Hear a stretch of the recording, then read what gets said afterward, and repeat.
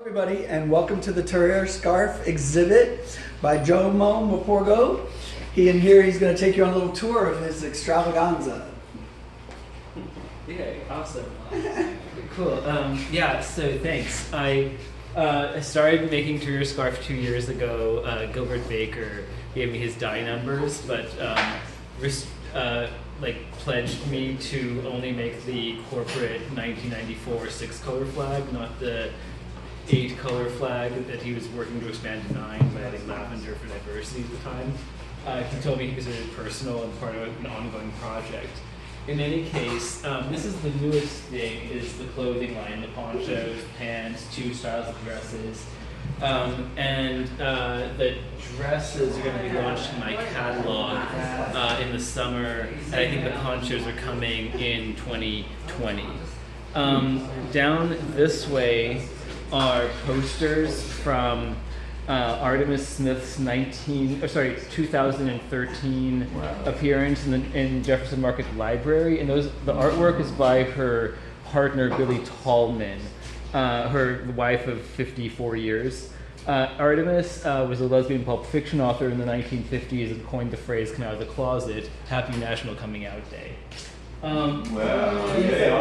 Yes, happy National These Coming are these are T-shirts and a tote bag. The kind of it's the other colorful textile things that I've been connected to artistically before this. This was my first art project, and actually the first project at all since my bachelor's degree, 23 years ago, that I've completed. That's my catalog. It goes to every MCC church and gay choir in America, and and a bunch of gay stores. They and just fashion-y stores. They like doing the wholesale. Also, thank you for buying on Amazon.com. Street Transvestite Action Revolutionaries. The back of this sign was done by Sylvia Rivera and left at Randy Wicker's house. I used the back of it and Randy's printer and materials from his apartment to make this as part of the installation at the Queer encampment at Occupy Wall Street. And only today, because of Jamie Hunter, who was a street transvestite action revolutionary, I found out that is Sylvia's handwriting. This glass jar I inherited from Gilbert Baker, as well as some really awesome advice about production. So if we look all around in this sub-room, we have the beginning of my design. This is the original Tahrir scarf. Originally the plain had solid color tassels, 2 in hot pink, 1 in black, 1 in white.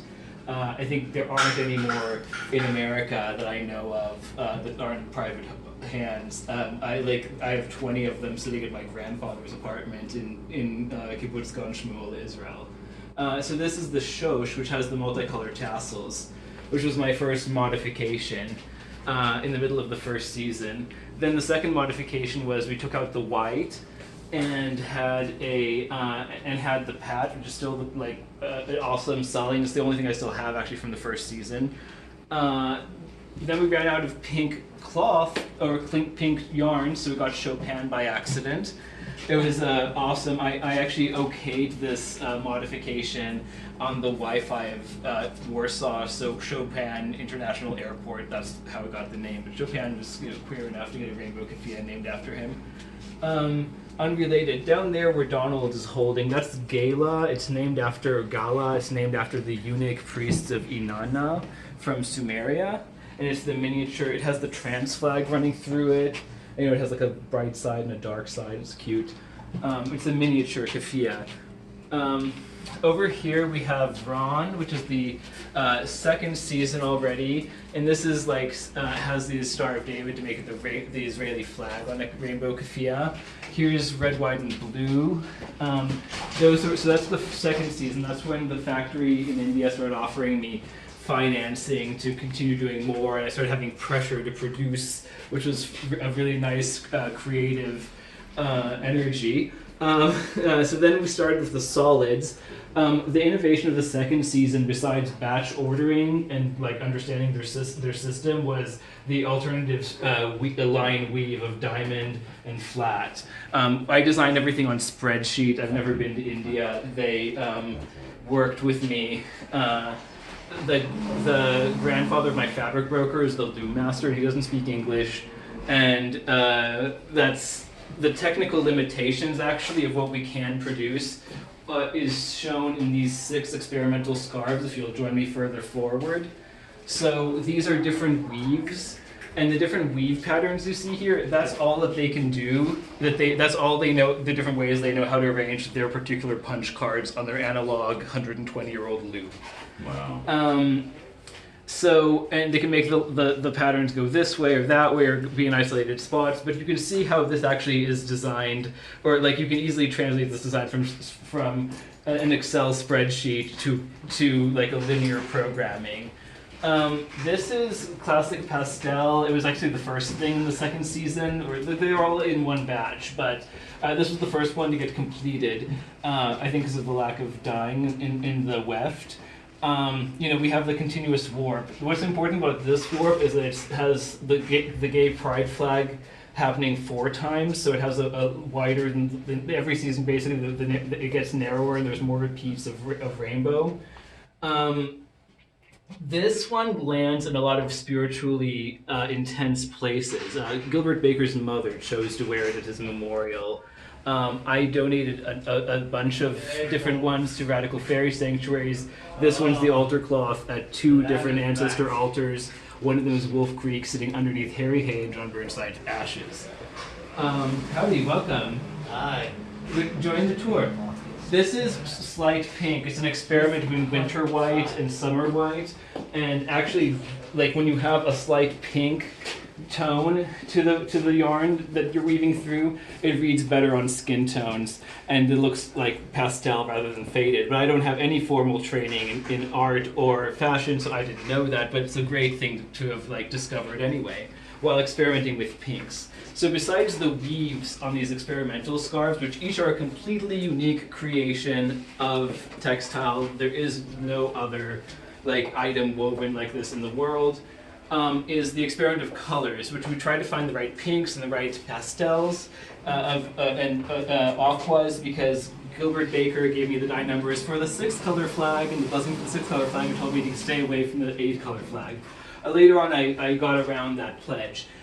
This is, again, continuing the every other row woven. We have Rainbow Wave and Nuwas. Nuwas is named after Abu Nuwas, possibly the greatest Arab poet. Charles Leslie loves the story about the boy's butt looks like an apricot or a peach, and I wish I had a boat to get across the river to take a bite. And it's about the Euphrates River or Tigris River in Baghdad in the 700s AD. Or CE, I should say.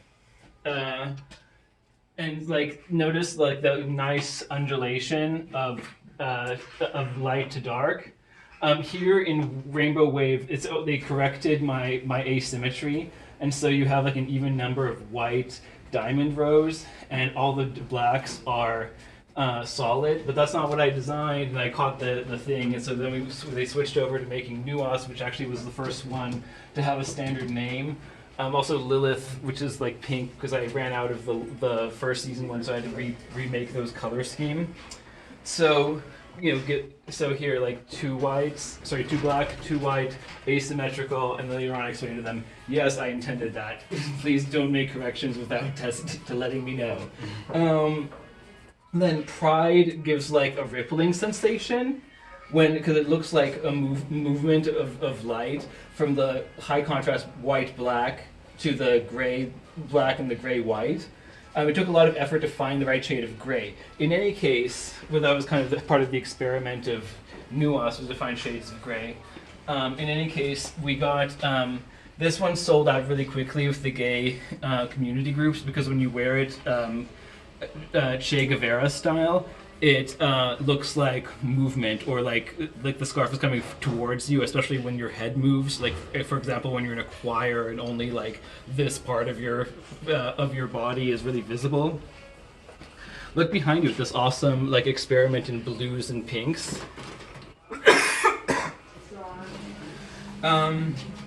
Here we have the beginning of the sarongs, where I just kept the loom going longer and asked them to make a longer keffiyeh and like sell the sarongs. Here is the update of the classic pastel named Gilbert, after the designer of the gay pride flag, obviously, in color because of his mother. Half of my entire income is the Enkidu. Along with Nuas, it was one of the ones that got me this particular show. And Enkidu is named after the lover or companion, depending on the translation, of Gilgamesh in the oldest novel. Like, the Gilgamesh is the king of Uruk, which is a Sumerian city that gives the name to Iraq. And his mother was Inanna, who's the goddess that was referenced in the name of the Gala back there. Because it's like I got all the queer references from the Middle East and rolled into one, or into one fashion line.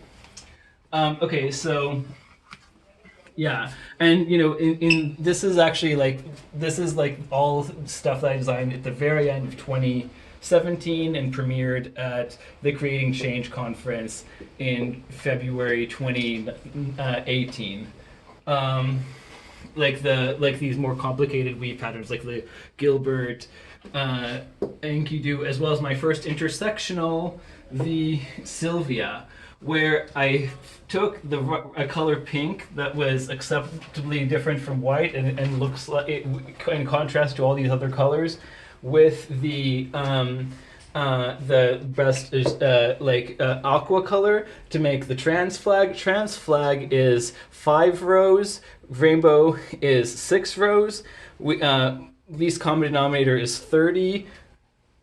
So 5 rainbows one way, meaning narrower stripes than the 4 rainbows from the earlier seasons. Same with Enkidu and Gilbert. And we have and we have 5 rainbows across 6 trans flags. So basically, I made the stripes narrower to make to be able to fit more interesting things into the spreadsheet. Here we have my impression of the leather pride flag named Tony. So in this one, you have the leather flag 3 times across the 5 rainbows. Again, you see behind you is again more of these larger sized items. They like the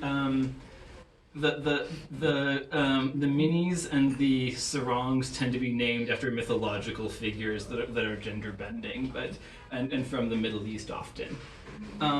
Then we have jammy, which is sort of like even more of that op art we talked about earlier. It has more contrast on the edges. It's actually opposite contrast on the edges, and then like a nice ripple through the center. Opposite that is the high contrast asymmetry in the middle of Hafiz, with like a nice mellow transition from light to dark on the edges. And so it's all about when you tie it, what does the corner look like? And with these specific asymmetrical designs, you can pick which corner you want to have out, so you can be slightly darker or lighter. Here we have the lavender that Gilbert wanted to add. Over here. We got Marsha and Quentin.